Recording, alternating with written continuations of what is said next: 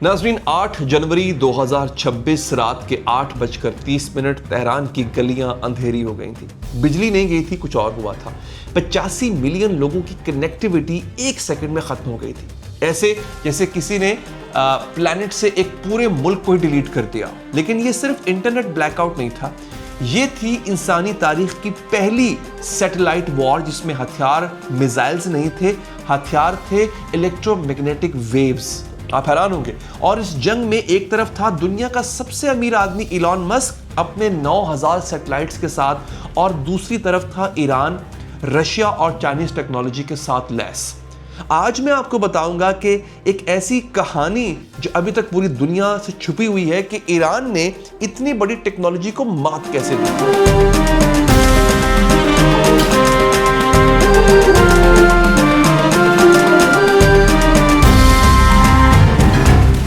पहले हम समझते हैं कि आखिर हुआ क्या था। दिसंबर 2025 के आखिर में ईरान में एहतजाज शुरू होता है। ईरान के ग्रैंड बाजार से इसका आगाज होता है, जहां पर 1979 में इस्लामिक रेवोल्यूशन भी आया था। अब पहले ये प्रोटेस्ट इकोनॉमिक थे, महंगाई के खिलाफ थे, करेंसी के बार बार गिरने के खिलाफ थे, लेकिन जल्द ही ये एंटी गवर्नमेंट और एंटी हुकूमत और एंटी रिजीम प्रोटेस्ट में बदल गया। 31 सूबे, 190 से ज्यादा शहर, ईरानी गवर्नमेंट के पास दो ऑप्शन थे। एक कि वो एहतजाज करने वालों की बात सुने, दूसरा उनको खामोश कराया जाए। उन्होंने दूसरा ऑप्शन चुना। लेकिन 2025 का ईरान 2019 वाला ईरान नहीं था। 2019 में जब उन्होंने इंटरनेट बंद किया था, दुनिया को पता चल गया, वीडियोस लीक हो गए थे।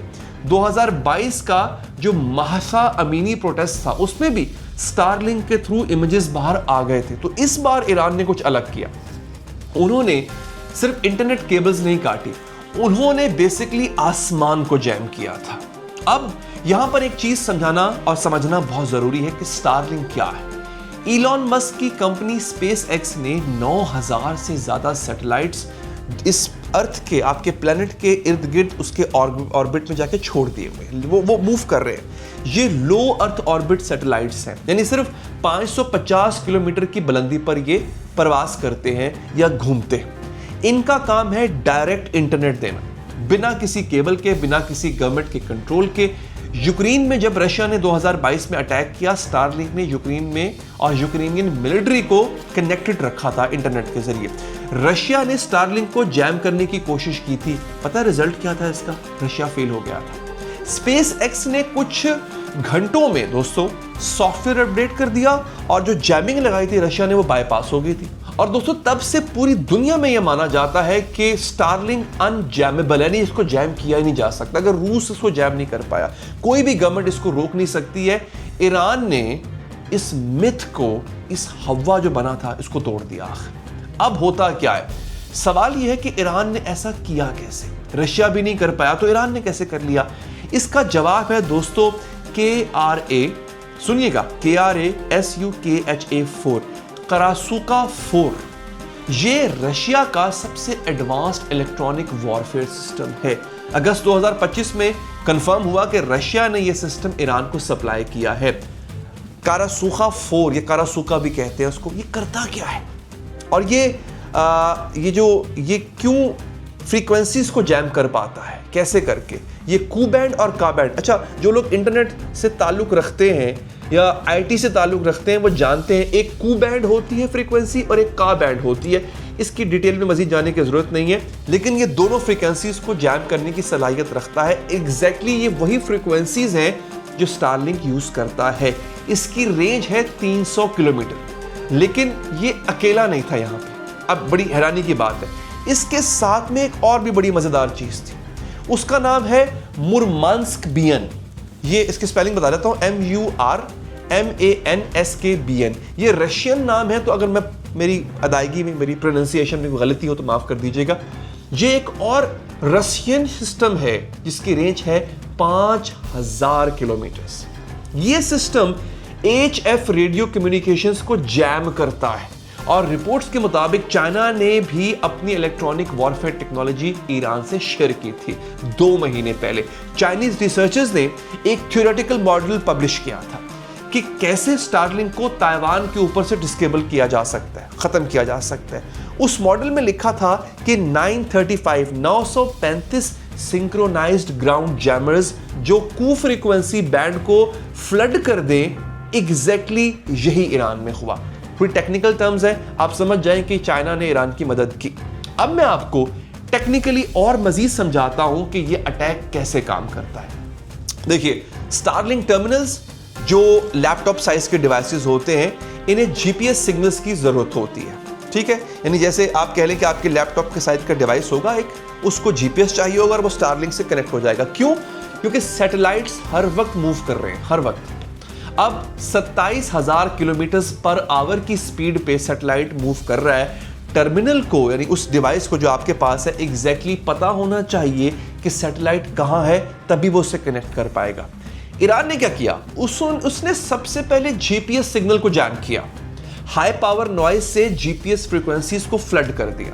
जब टर्मिनल को अपनी लोकेशन ही नहीं पता तो सैटेलाइट से वो लॉक नहीं हो सकता, वो उसको रीच नहीं कर सकता। लेकिन ये काफी नहीं था, फिर उन्होंने क्या किया?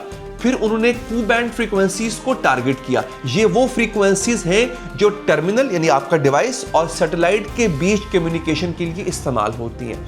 आमिर राशिदी, ये बेसिकली डिजिटल राइट्स एक्सपर्ट हैं, उनके मुताबिक पहले 30% पैकेट लॉस हुआ। पहला जो हमला था ईरान ने किया, रात 10 बजे तक ये 80 तक पहुंच गया, मतलब 80% डाटा ट्रांसमिट ही नहीं हो पा रहा था। 80% तक ईरान ने 8, 8:30 से 10 बजे के दरमियान ईरान स्टारलिंक पर काबू पा चुका था। याद रखिए, यह बहुत बड़ा वार था जो अमेरिका ने ईरान पर किया था। स्पेस एक्स ने क्या किया? सॉफ्टवेयर अपडेट रिलीज कर दिया वहां पर फौरन ही, कि जिस चीज के पास डिवाइस है वो नया सॉफ्टवेयर डाउनलोड करे, क्लिक हो जाएगा। तेहरान में पैकेट लॉस 35 से 10% तक आ गया था। लेकिन हुआ क्या? ईरानियन गवर्नमेंट अडेप्ट कर रही थी, साथ साथ चल रही थी उसकी। जैसे ही स्पेस एक्स काउंटर कर रहा था, यानी इलॉन मस्क की कंपनी स्टारलिंक और स्पेस एक्स एक ही है बेसिकली, स्पेस एक्स जैसे ही उसको काउंटर कर रहा था, वैसे वैसे ईरान अपनी जैमिंग टेक्निक्स चेंज करता जा रहा था। ये एक real time technological chess match था दोस्तों। लेकिन सबसे इंटरेस्टिंग बात पता क्या है? वो ये है कि ईरान की जैमिंग बड़ी स्मार्ट थी। 2019 में जब इन्होंने इंटरनेट बंद किया, पूरा मुल्क बंद था, इकोनॉमी कोलैप्स होने लगी थी। इस बार डिफरेंट था, ईरान ने प्रिसीजन टारगेट की। प्रोटेस्ट जो हैवी एरियाज में थे, जैसे तेहरान, मशहद, इस्फहान, वहान, इन जगहों पे स्टारलिंक कंप्लीटली जैम है। रूरल एरियाज में, गांव वगैरह में कुछ कनेक्टिविटी थी। स्टेट मीडिया और गवर्नमेंट अप्रूव्ड वेबसाइट्स फंक्शनल थे।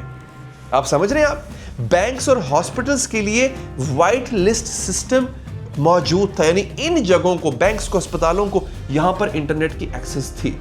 अब यह दिखाता है कि यह कोई क्रूड शटडाउन नहीं था, कोई जालिमाना शटडाउन नहीं था। इसे कहते हैं कैलिब्रेटेड इलेक्ट्रोमैग्नेटिक डिनायल। बड़े खूबसूरती से उन्होंने किया।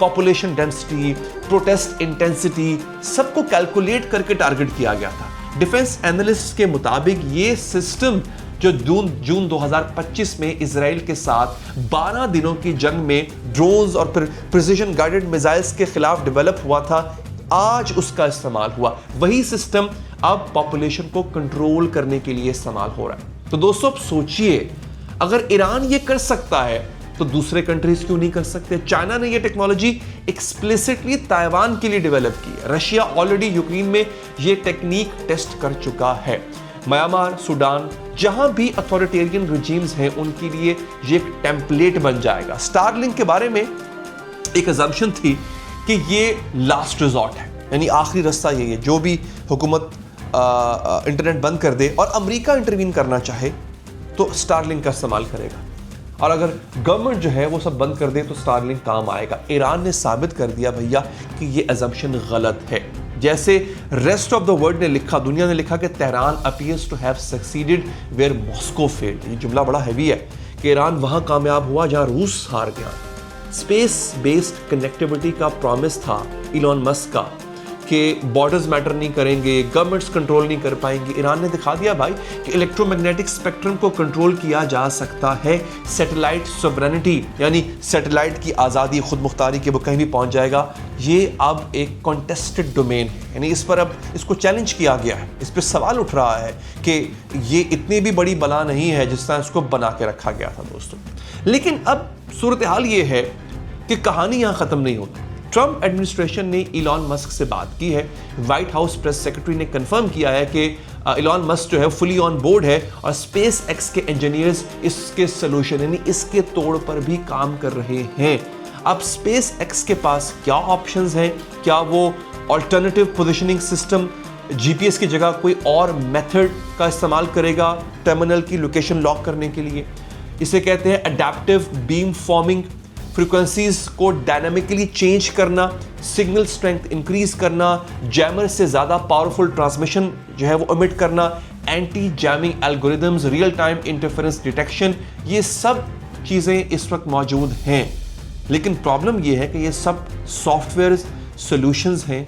ईरान के पास हार्डवेयर है, ईरान के पास मिलिट्री ग्रेड जैमर्स हैं जो फिजिकली सिग्नल्स को ओवरपावर कर देते हैं, पकड़ लेते हैं, गर्दन से पकड़ लेते हैं। सॉफ्टवेयर से हार्डवेयर का मुकाबला मुश्किल होता है, याद रखें। और यही वजह है कि स्पेस एक्स यूक्रेन में जीत गया था। वहां रशियन जैमिंग रिलेटिवली वीक थी। ईरान में जैमिंग ज्यादा सोफिस्टिकेटेड है, पावरफुल है। क्यों? क्योंकि इन्हें रशिया, चाइना और हो सकता है पॉसिबली इनकी मकामी टेक्नोलॉजी का एक कॉम्बिनेशन मिला हो। तो दोस्तों, एक कदम पीछे हटे और जरा बिगर पिक्चर को देखें।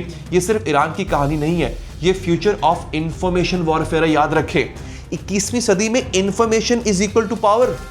जो इंफॉर्मेशन कंट्रोल करता है वो नैरेटिव कंट्रोल करता है, वो बयानिया कंट्रोल करता है। जो बयानिया कंट्रोल करता है वो नतीजा कंट्रोल करता है। स्टारलिंक जैसे सिस्टम ने प्रॉमिस किया था कि इंफॉर्मेशन कंट्रोल इंपॉसिबल हो जाएगा।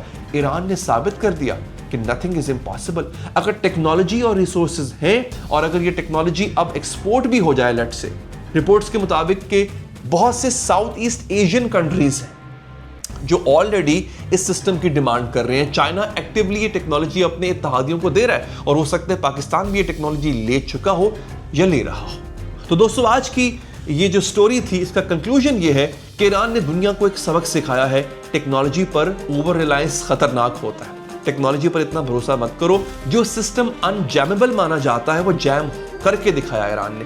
जो कनेक्टिविटी गारंटेड थी वो कट करके दिखाई उसने। लेकिन साइमल्टेनियसली ये भी सच है कि ईरान को इस टेक्नोलॉजी के लिए रशिया और चाइना की हेल्प चाहिए थी, जो कि बहुत अच्छे से उन्होंने दी। अगर आपको ये वीडियो पसंद आई हो, लाइक जरूर कीजिएगा। अपना ख्याल रखिए। अल्लाह निगहबान।